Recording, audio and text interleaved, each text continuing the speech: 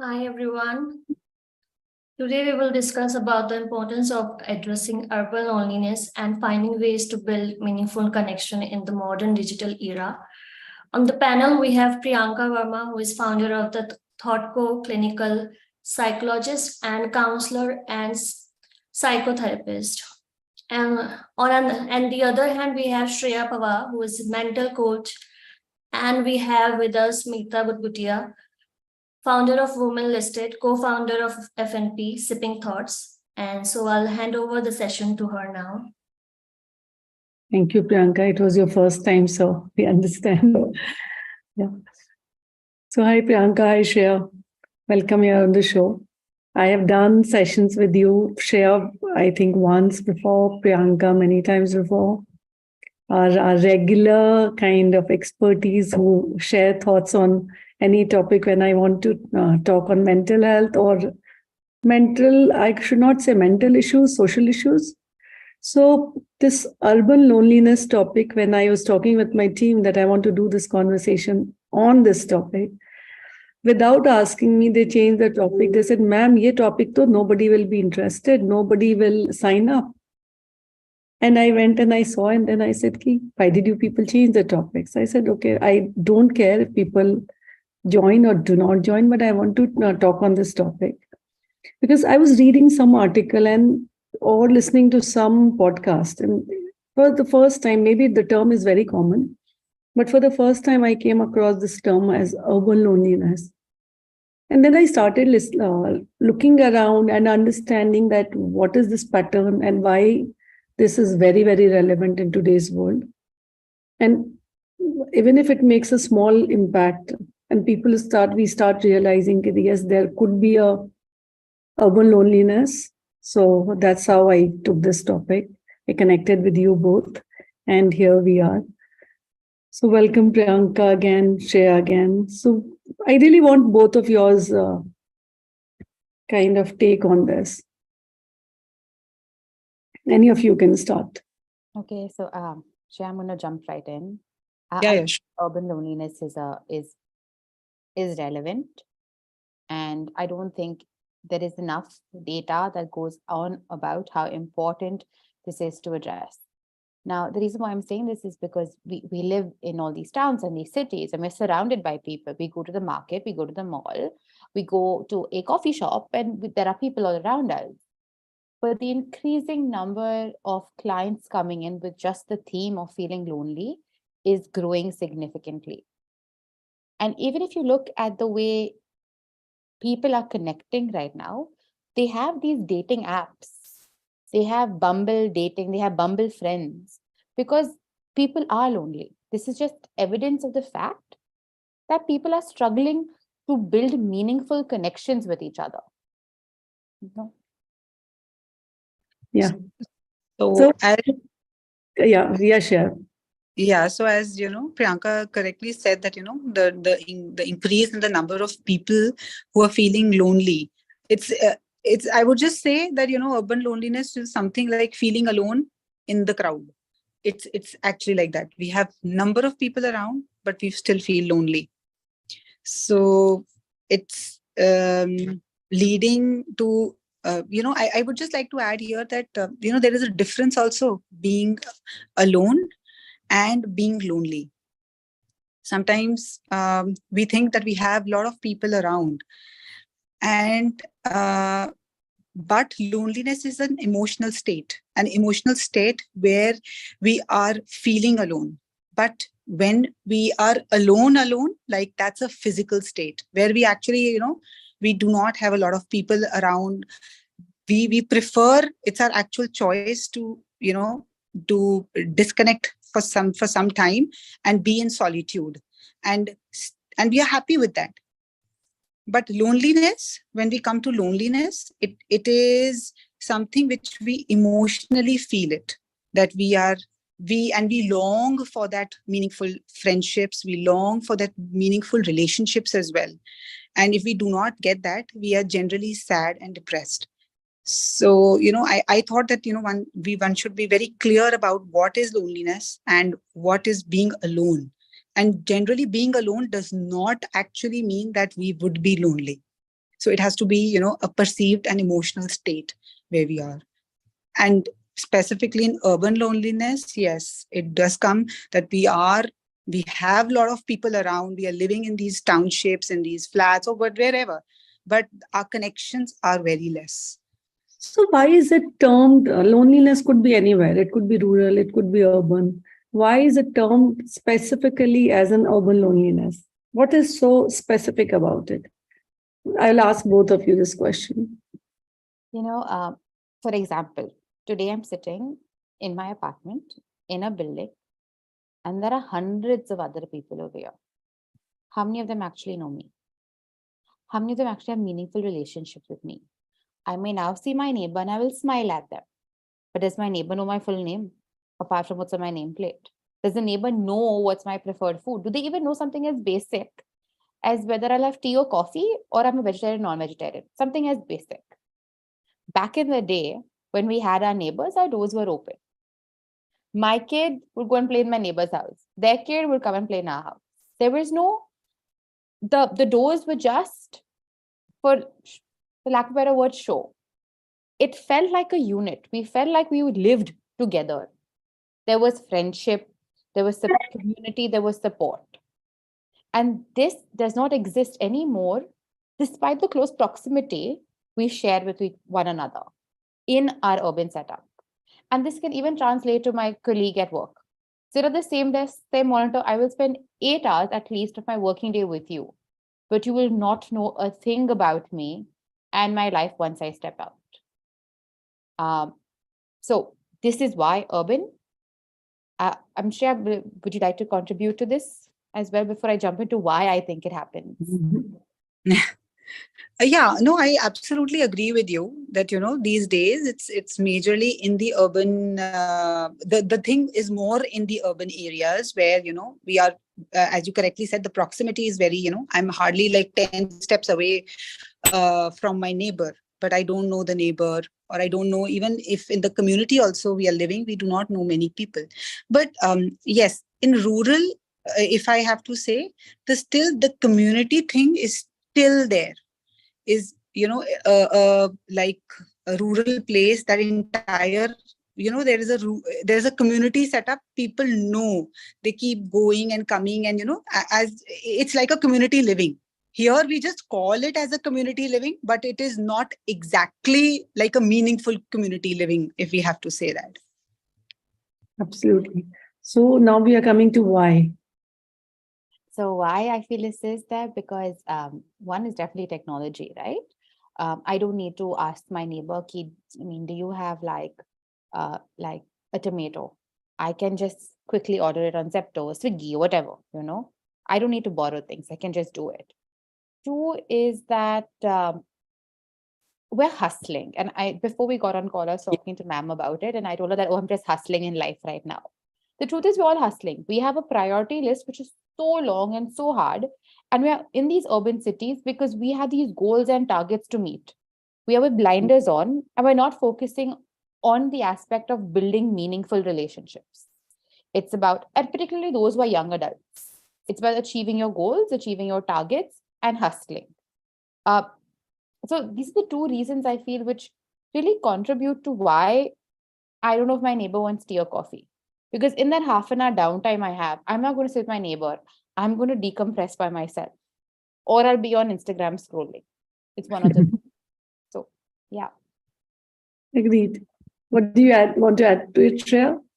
I would say even the kind of relationships we have these days, it's more like a superficial relationships. I would just add, I agree with all the points, what Vinci was saying. I had the exactly same points. But then I would also like to add that the kind of relationships we have these days, it's more like superficials. We are hustling in life with goals and targets, but we are also hustling with the relationships. I want to be known by everyone of in the society or in the elite or anywhere. But again, the meaningful relationships, how much I know the other person or I don't know the other person, about their likes or dislikes, or I actually, how much I'm connecting with that person, that's not there. So the superficiality of the relationships is also one of the, there is no belongingness, I would say, there. We are there just to be. I feel like the family who all have a family group, like own family, husband, wife, kid group also. Group with parents, group with parents, group with in-laws, group with extended family. Now, earlier, at least when birthday used to happen, we used to call somebody happy birthday. Now, we feel that the person will be already so busy. Why Yeah. be getting 50 calls? Why do I call again to take their time? We say happy birthday, God bless you, or blah blah blah. If we ask in a family, when my husband comes home, he says, I am home. Obviously, understood that all three, four of us, my daughter, my son, have been communicated that I'm home. Sometimes I wonder that if it was not a WhatsApp group, we would have communicated more interpersonal level. It's like when you talked about technology, you talked about if I have to send my kid to somebody else's house, I have to ask first. Yes. Are you free? Is your kid free? What time to what time? What will your child eat? What will my child eat? Earlier, it was not like that. You could just send to somebody's house, dal chawal hai to dal chawal kha lo. Menu is longer. Pizza khana hai, ki noodles khana hai. My child is gluten tolerant and this and that. So it's like, and it's not, we can put the blame or reason to something particularly, but it is there. So this is, I really do not know where do we start from. Anything any of you want to add? This is my personal observation around me. I mean, just to add to what you're saying, it's all of us are communicating using technology because it's one, easy. Two, it's I can say it and think over it and let it be. But what's coming up with this is that people know that they're not getting meaningful connections with it. They know they're not allowing themselves to be authentic in these relationships. But because of the ease and convenience that comes with it, they're opting for it. And I feel like, I recognize it, but I'm still not willing to do something different. But Priyanka, one thing, if somebody doesn't if the conversation we are doing today, or maybe you both are in the field of mental health, so you still are familiar with it. But do people stop and think that, am I lonely? Or is it actually what is, like now they say that 1 in 3 people or 1 in 5 people are going through mental health. Do people realize? Do people stop and think? So I'm going to answer with a yes. A lot of people recognize the fact that they're lonely. And a lot of people are experiencing the loneliness on a daily basis. But despite being aware that they are lonely, they're not going out there and asking for a connection or for help. And I can say this comfortably because I see a lot of people come into therapy, and a theme that most of them have is a desire to find meaningful connections, meaningful relationships, meaningful friendships. So they are aware, but the struggle is, what do I do about it? Absolutely. Shreya? There is, as you said that people stop and think, this is like a feeling and you feel it. So the moment you feel it, you recognize it. And that is the best part about it, that, you can feel the loneliness, you can feel the depressive state or anything like that, which is associating with it, or anxiety. And then you can ask for help. So it is real where you can feel it. When you can feel it, recognize it. Okay, again, if I look at real life relevance, we say that need nahi aani raat mein. Many people you talk to, they will say, I'm not able to sleep. I'm not able to sleep. So what do? Either we start watching some show on any OTT, we start scrolling our social feed, or doing something which is kind of, we are not trying to address or face that, why am I not sleeping? Is there any feeling that is bothering me? or everybody, we have started realizing that sleep, not having a good sleep is normal. Sometimes we say it's okay post-COVID, or we do not even kind of stop and think that what is it that is causing insomnia? No, Meeta, I think maybe it is for a while, maybe they might be doing it, but when it is chronic, and when it is like not chronic is like, but when it is for a longer period of time, it when it is affecting, it becomes a hurdle. You are bound to recognize it. Maybe we are not wanting to do anything about it, but it is not that we do not recognize it. People do recognize it. Yes, some probably deny it and we sweep it under the carpet for some time. But when it gets into the hurdle, as a hurdle in your daily functioning, people do seek out help, or at least they recognize it. But maybe because you both are again in that field, so you come across cases or people when they are actually going through it and coming to it. But I am meeting people, or we are like normal people who meet people, talk to people, observe people. So it's not something, yeah. So I agree with you. I think we both come from a biased perspective because that's the people that enter our cabins and our consulting rooms, right? The minute we enter community spaces and we talk about this, you'll recognize a lot of people. One may think it's, oh, I've just gotten older, so it's normal for me to only have 5 or 6 hours of sleep. They're normalizing unhealthy patterns because they see that happening to other people also. They know, one is that. Number two, that even if they do recognize it's not normal and healthy, they don't know where to go and ask for help. And the truth of the fact is that I rather suffer in silence than tell people what I'm going through. Yeah, because you will be sympathized, no? You will be like kind of taken as okay, oh, she has a big problem. Oh, she is not happy, or he is not happy. So that is again a pattern that. Okay, so what are the typical sign of urban loneliness? I'm just going to say it's not a sign what I'm about to say, but I'm going to say for you to recognize that you probably are experiencing it, is that the minute something good or bad happens to you and you have nobody to call up, or you do not know who to call up, or there's a hesitation on who to call up, that's a sign. Because we all have good and bad things happening to us on a constant basis. But if I'm at my phone and I want to tell somebody about it, but I put my phone back down, that's a sign that you are not forming meaningful connections with people. Because there's always somebody who's willing to share and always somebody willing to hear. But if I'm not able to find that gap, that's something which really play out in your life. The second, obviously, is eat, sleep, exercise. Your sleep will be disturbed, your appetite will not be there. Also, you'll have the lack of motivation. But you will constantly find yourself then leading to anxiety, if I may say this, where you're thinking about the spiraling thoughts because you're left alone and you are lonely and you're thinking in isolation. Mm-hmm. And when I start thinking in isolation, I'm thinking about a particular theme of thoughts and just going down the rabbit hole with it and not coming to any concrete stop or conclusion. And you all spoke about thinking about things at night, right?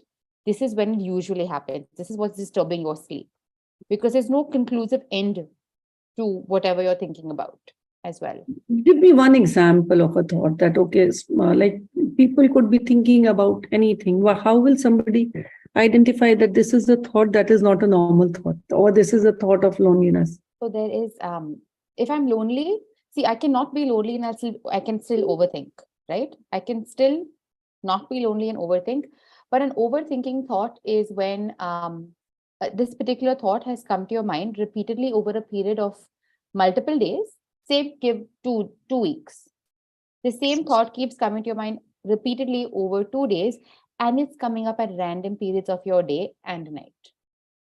So for example, if I have a problem, I will sit down with the problem and work through it at a scheduled time, start to finish. But when I'm overthinking, the thoughts will just keep coming through my day, through my activities, through my functioning, and it's the same thought. So that is not something to do with your everyday jobs, like those thoughts? So I could be working and I'm thinking about this presentation I have to do, right? So I sat at my desk and I worked to the presentation. I've done it. Or I'm cooking and the thought about the presentation, I've been cooking about it and I've done it. But now, if the presentation has come and it's gone and I'm still thinking about it, I'm still continue to think about it. When I'm eating, sleeping, bathing, driving, that is overthinking. That thought is not leaving your mind despite having an end date to it or despite having concluded it as well. Yep. Kind of, yes. But in a nutshell, it's about when I'm scheduled time to think about something, that is not overthinking. If it's spilling beyond that time, no matter what the thought is, the same thought is spilling beyond that time, that is overthinking. Okay. And overthinking is a part of loneliness? It definitely comes under the umbrella of loneliness. Mm. You will definitely overthink if you are lonely. But you can also overthink if you have anxiety. Okay. So there's always a ambiguity. Always ambiguity. Shreya, well, let me listen from you. You're quiet Be for a kind of a loop. Anxiety and then, depressiveness, loneliness, they all go like together, hand in hand. So it can be a loop as, like a thought like, I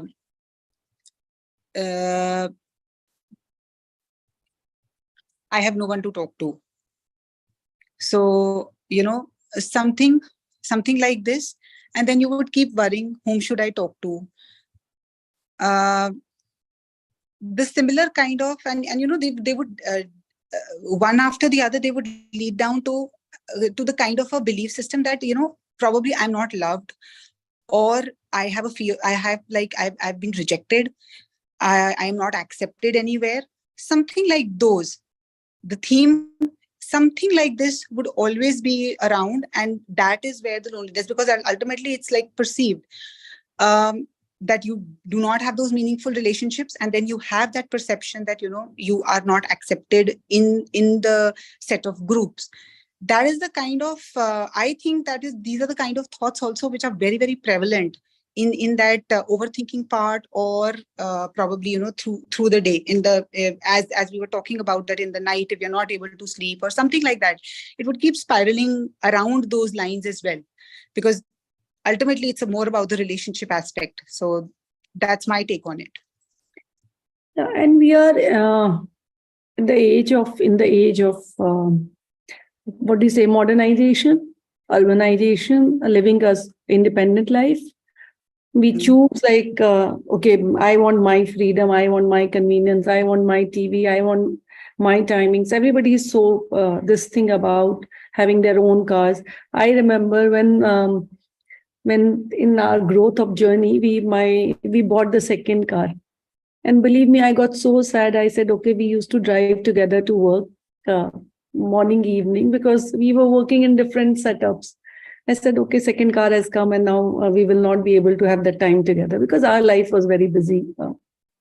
So now I'm talking to it, I'm relating to it, that now if you have 5 members, you have 5 cars. Everybody has their own rooms. Now mostly husband and wife have their own rooms. It's like, where do we start from? Who do we blame? Who do we the change of life, is it reversible? Yeah, it is.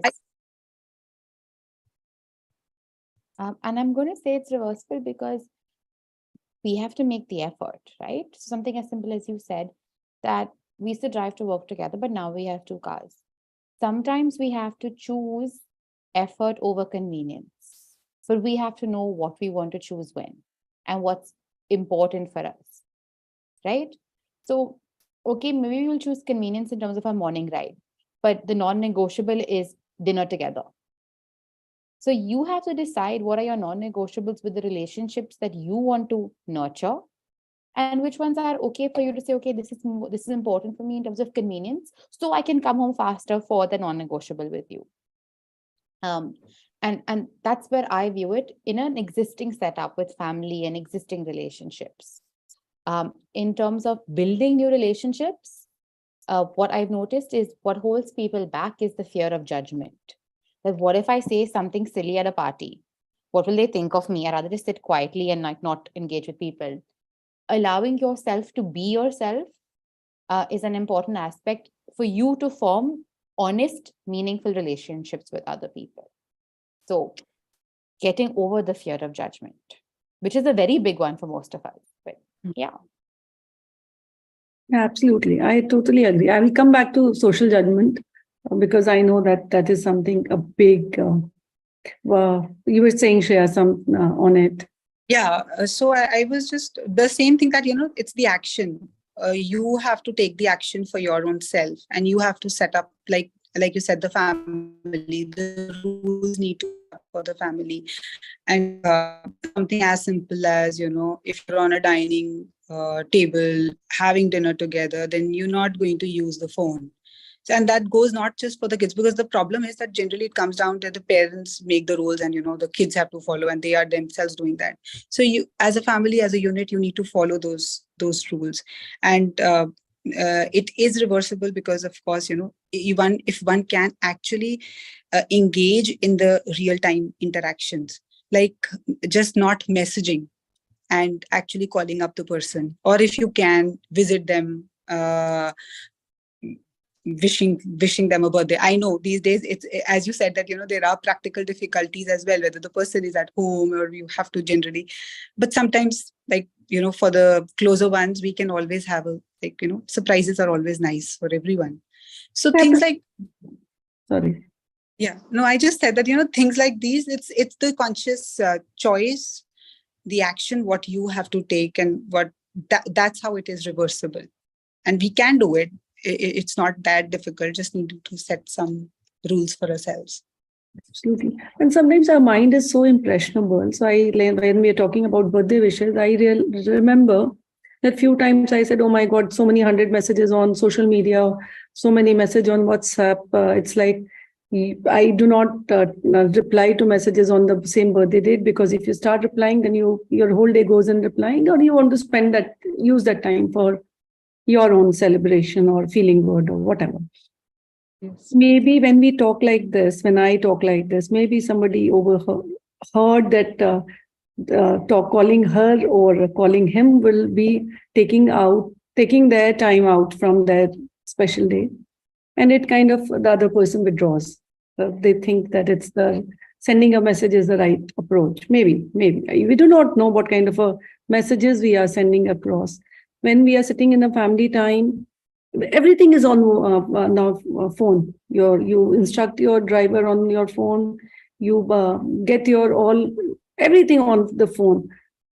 How much we feel like I feel that I can't avoid it like I do a lot of things on my mobile. Everybody must be doing. So even if you do not want to, you want to keep it away, but somewhere something is calling you to pick the phone up, knowingly, unknowingly. Meeta, I'll tell you one thing. I have a very nice memory of one thing. I did.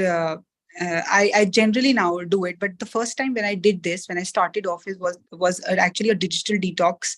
I actually chose one day where I was, I just shut my phone, informing, of course, the few people which are close, that I won't be using my phone today. So I did get calls on my husband's phone, though, that, where is she? Suddenly she's vanished or whatever.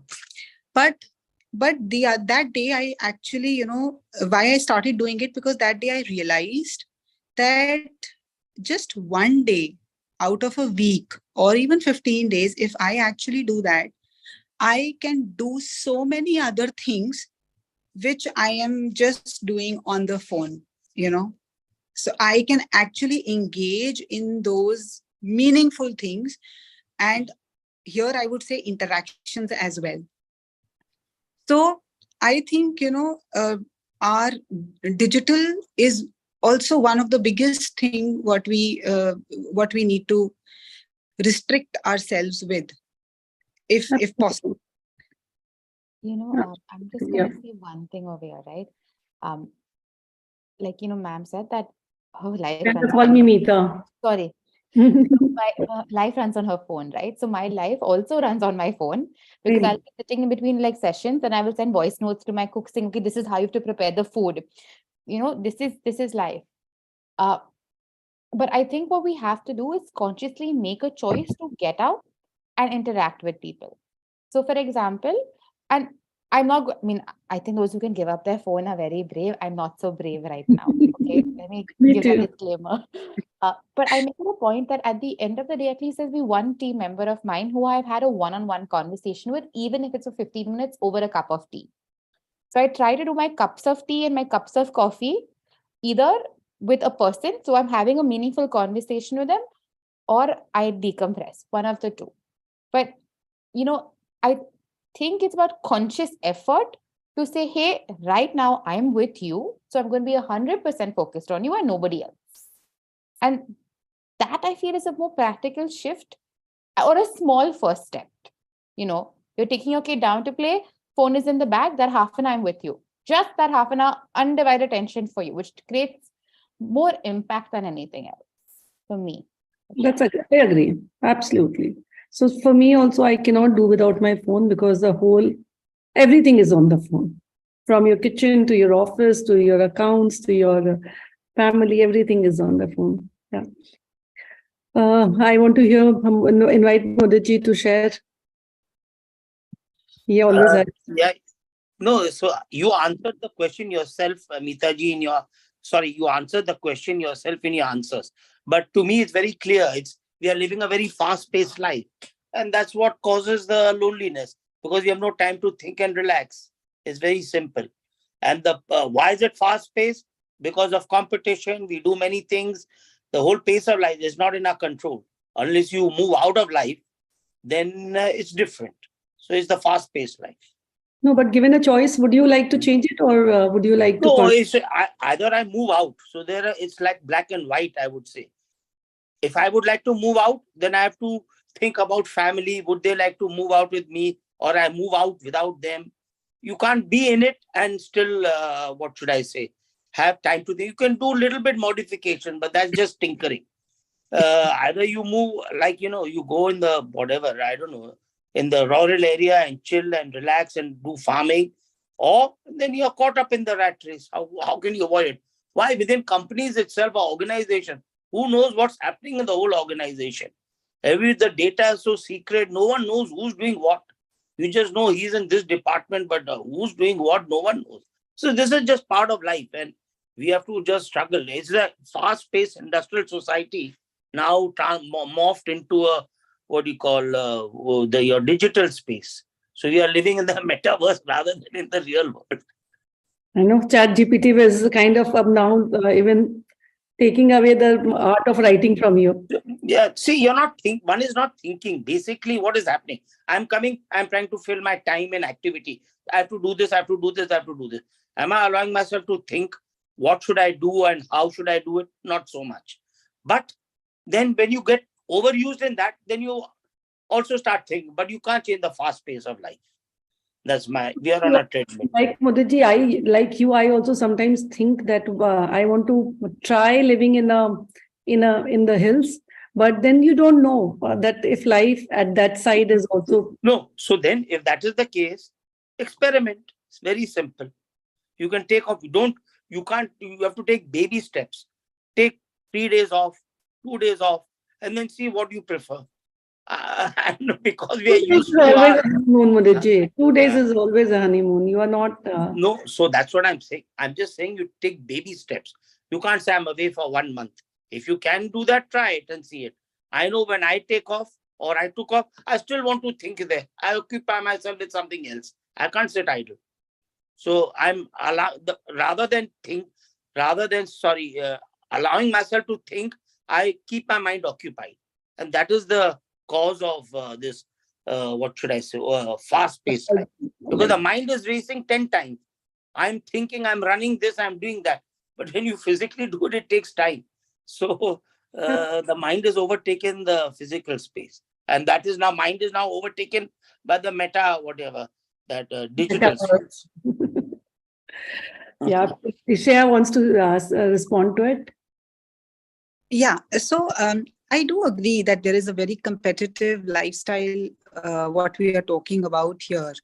But, I do not agree with that black and white, because the can be taken here also. Living, living a more mindful, like basically right now when we discussed earlier also, someone said that, we have targets, like we are living first thing to do, second thing, third thing. Our day is like packed, 1, 2, 3, 4, 5. We are like mechanical. That's called an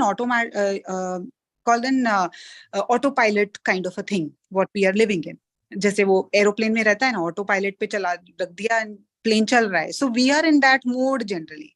But what we can do here is that outrightly rejecting this life, we can just do a little bit modification by living few things, living few relationships, doing few actions more mindfully.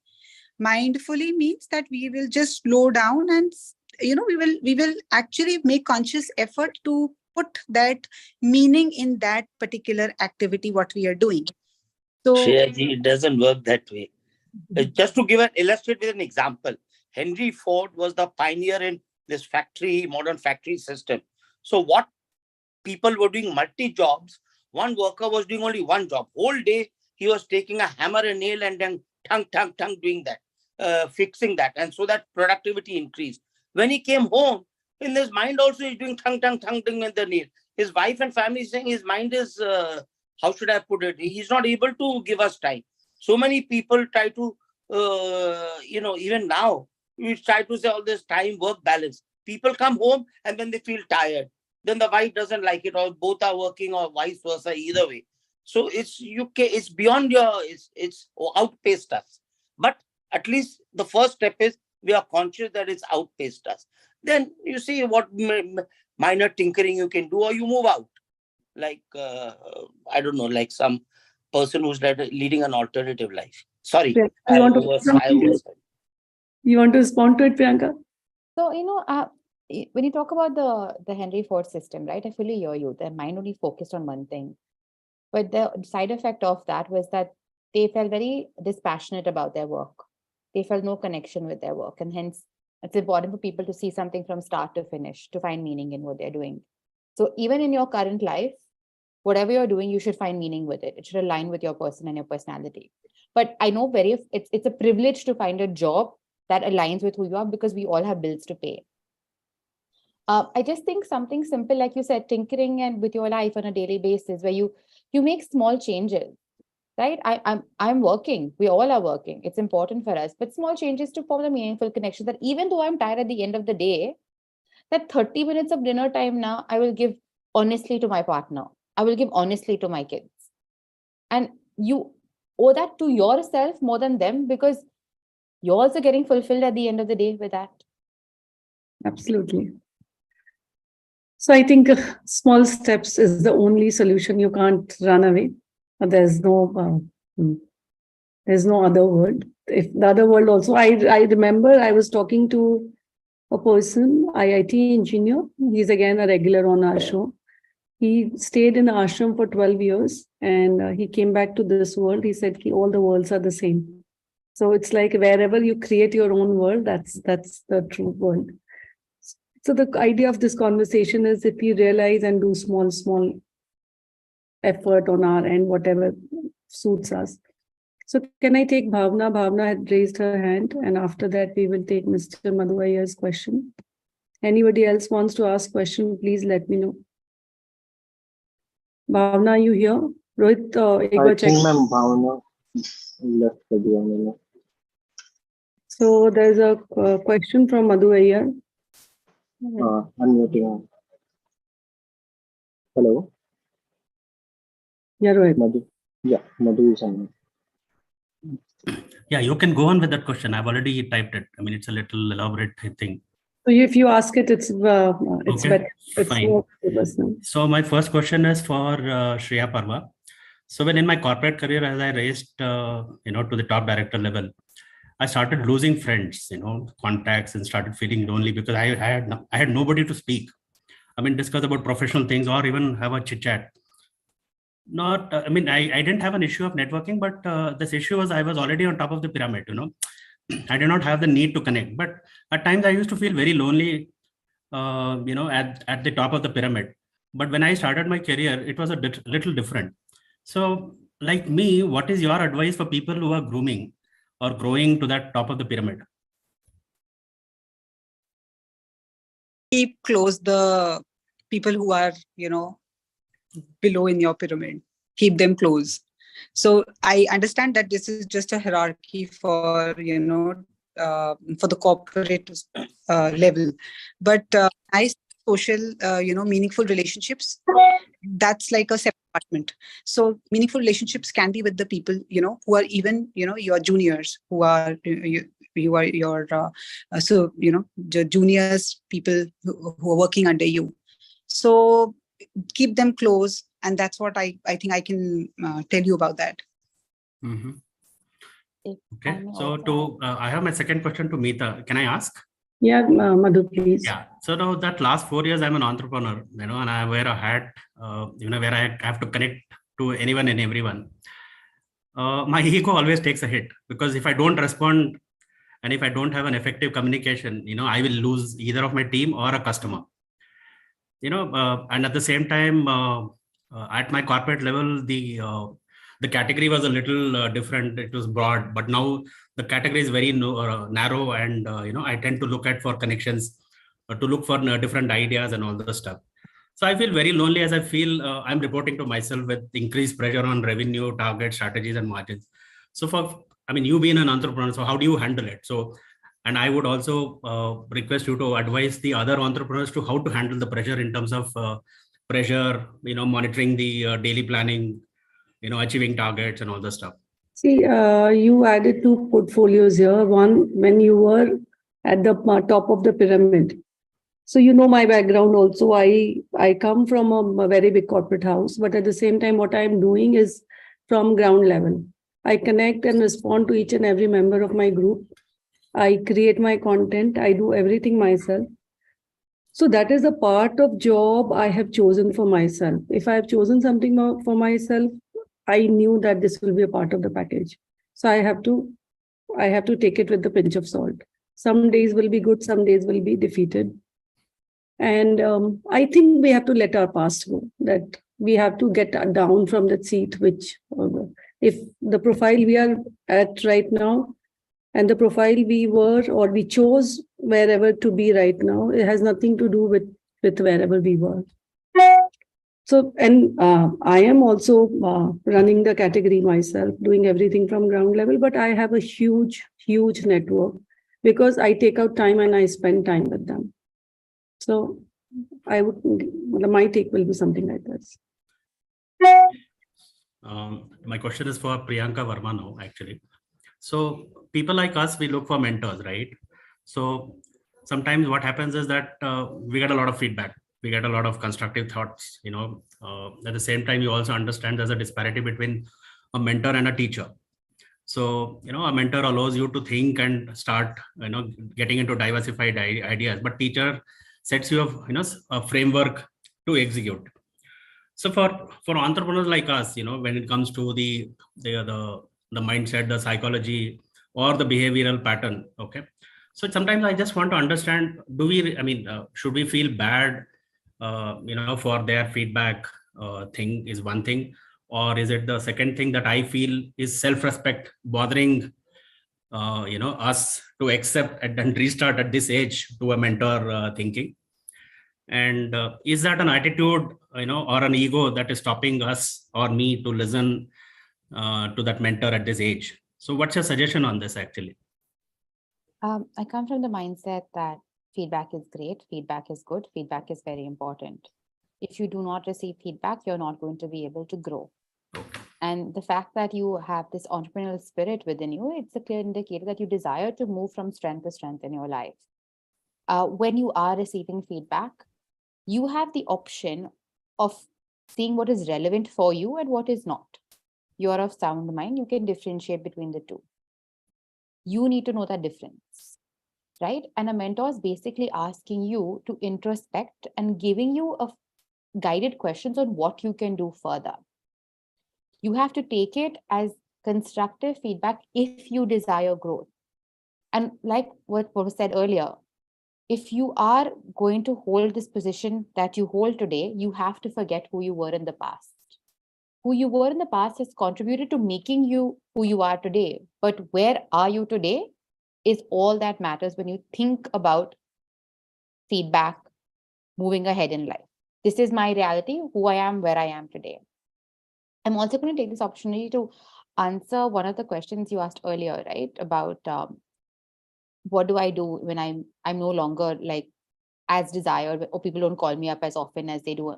And I'm going to say that the case with a lot of entrepreneurs who are transitioning out of their role as entrepreneurs or into entrepreneurs, there's a lot of validation we get from people calling us up, asking us questions, wanting to know our opinions on things. And then suddenly on the weekend, you may not get any call.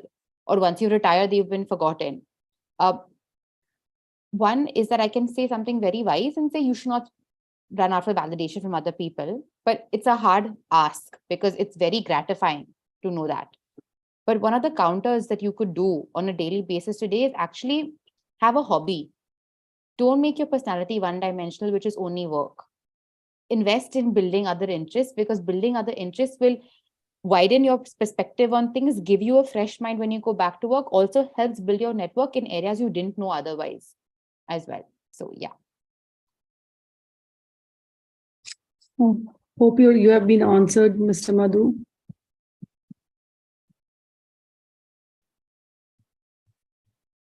Okay. So now we have talked about loneliness, that yes, it is there. It could be a small degree, or it could be some distracting somebody or disturbing somebody's life. My last question, that the lifestyle we are choosing, all of us together, is it something that we collectively need to relook at it? That are there some major like pointers that like we are responsible for the next generation, we are responsible for our generation? What is something that needs to be done to that we, even if we think of 10 points and we are able to change those little changes?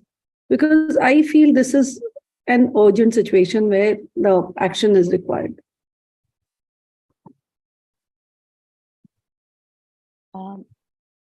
I think an individual change will result in a collective change. So if each one of us are willing to bring about a change in our life, by default, the whole group will, and by default, the whole society will.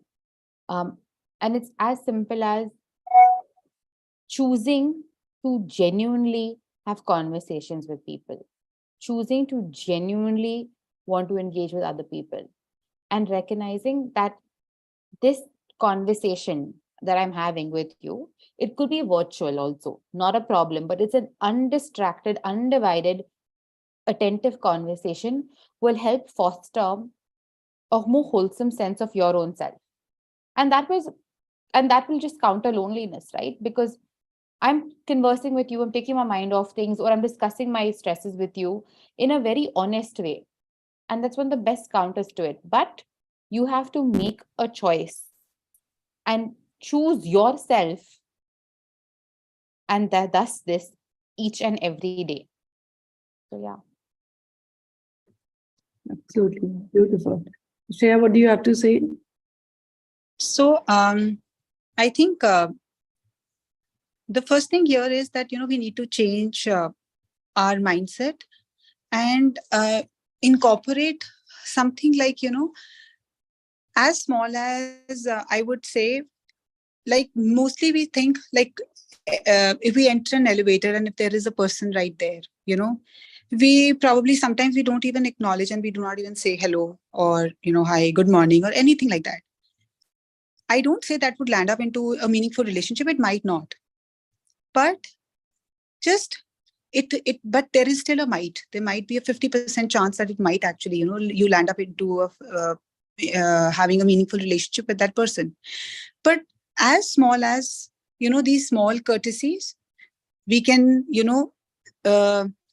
we can change our behavior and consciously change the fact that because I would like to add one thing here. Our mindset here is generally that when we talk to a person or talk to a stranger also, we have a mindset like we are intruding into a person's space.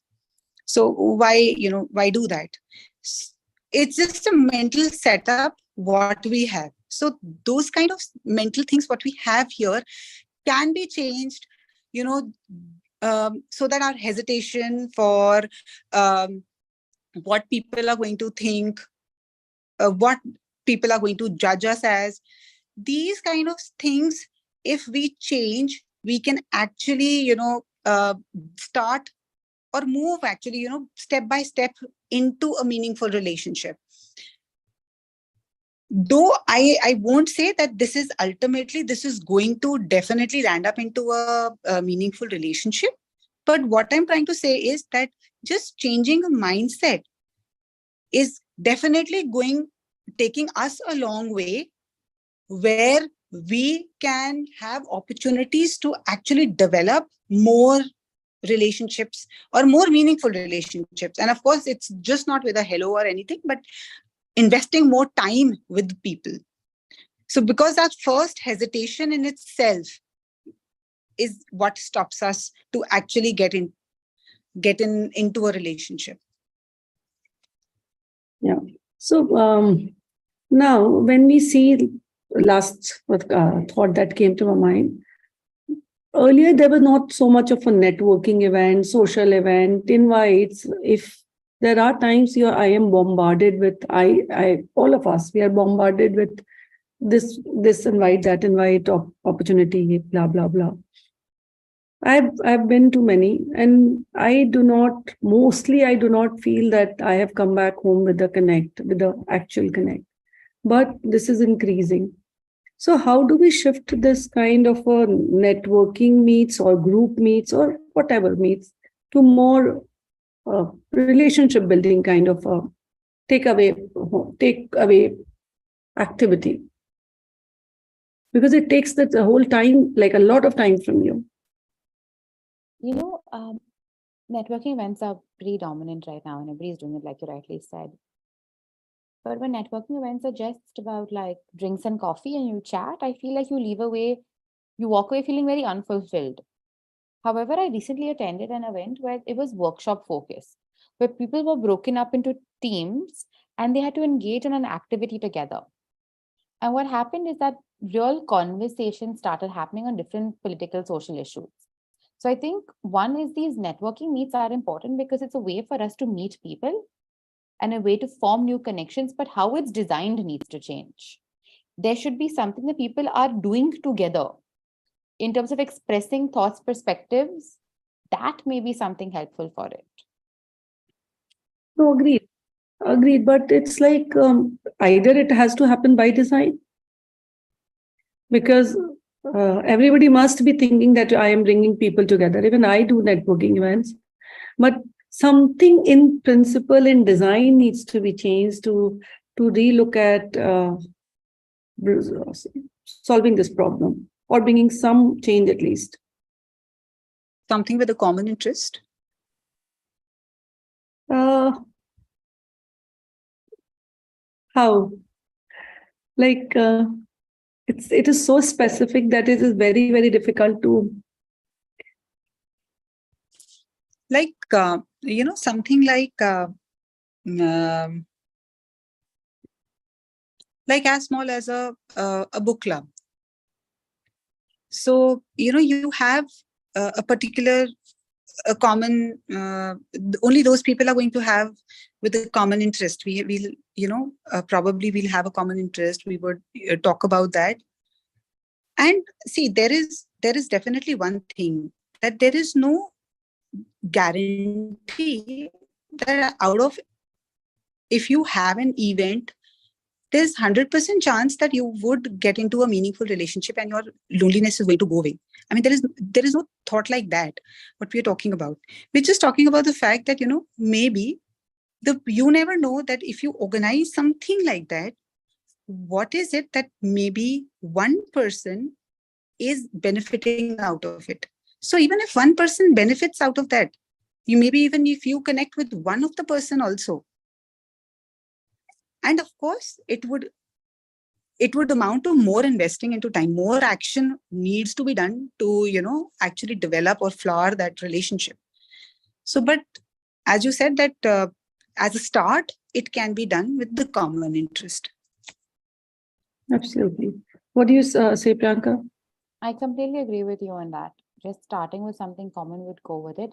Just building on the example of a book club, I like something like 6 thinking hats. It's a style of thinking, right? And somebody did a workshop on that.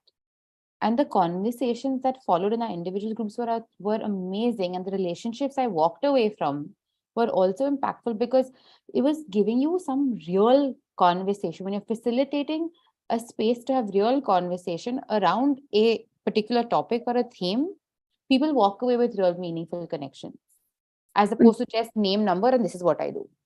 No, so Priyanka, the group link I shared in the morning, and I've shared it here also. People, please join who really believe in a non-judgmental tribe.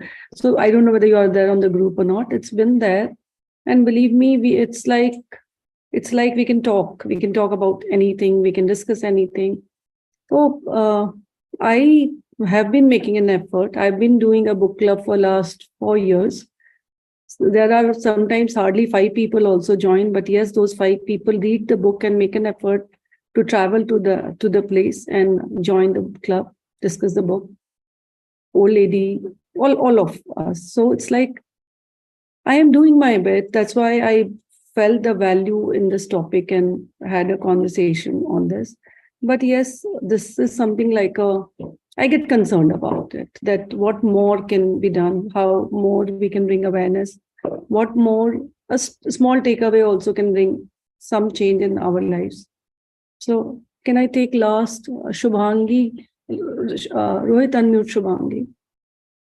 Hi, Shubhangi. Hi. So while we were talking, okay, I just have like 2 minutes and then I have to leave, but I'll quickly share my view. So I'm a yoga psychologist and I'm also a furniture designer. So coming from a design background, I have been conducting workshops where it was specifically because I struggled with body shaming and all of that.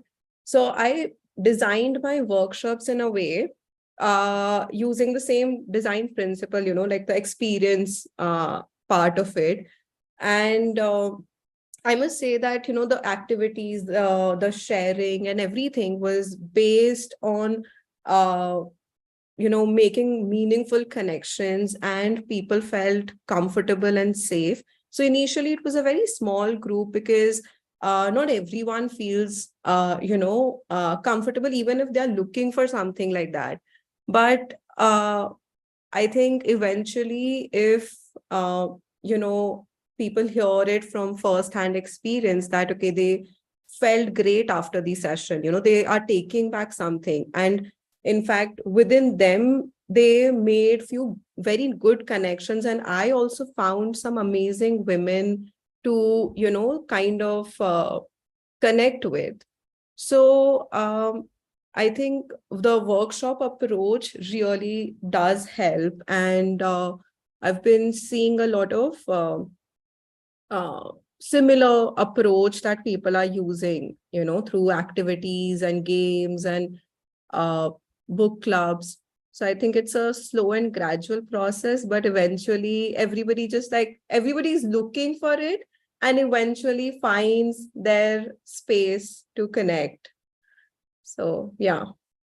So I believe in that we all are working individually. If we start working collectively, the change will be faster and the impact will be faster and there will be a huge support system. That is what I really believe. So thank you, Shubhangi. You can connect with us if you're doing something amazing, like I've never heard of it, yoga psychology. So you can connect with our team.